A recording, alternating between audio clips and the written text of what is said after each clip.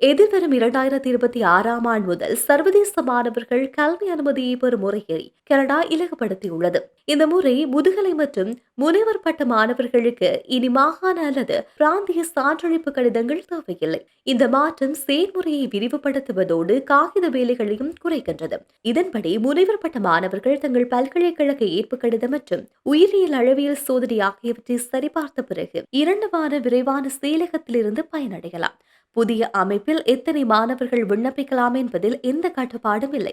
உலகில் எங்கிருந்தாலும் தகுதியுள்ள எந்த முதுகலை அல்லது முனைவர் பட்ட மாணவர்களுக்கு இந்த திட்டம் மூலம் பயனடையலாம். குடும்ப உறுப்பினர்களும் ஒரு சேர விண்ணப்பிக்கலாம். வாழ்க்கை துணைகள் திறந்த வேலை அனுமதியை பெறலாம். மேலும் குழந்தைகள் கல்வி அனுமதிகள் அல்லது பார்வையாளர் விசாக்களுக்காகவும் விண்ணப்பிக்கலாம். இது நீண்டகால தாமதங்கள் இல்லாமல் குடும்பங்கள் ஒன்றாக செல்ல அனுமதிக்கின்றது. இதற்கு விண்ணப்பிக்க கடவுச்சீட்டு, பல்கலைக்கழக ஏற்பு கடிதம், நிதிசார் மற்றும் பிற துணை ஆவணங்கள் உட்பட தேவையான அனைத்து ஆவணங்களும் தேவை.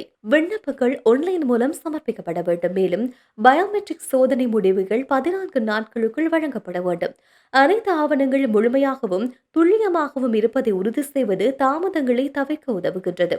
இதேவேளை பட்டப்படிப்புக்கு பிறகு மாணவர்கள் கனடாவில் பணிபுரிய முதுகலை பணி அனுமதிக்கு விண்ணப்பிக்கலாம். இந்த அனுபவம் பின்னர் நிரந்தர குடியிருப்புக்கு விண்ணப்பிக்க அவர்களுக்கு உதவும் என்பது குறிப்பிடத்தக்கது.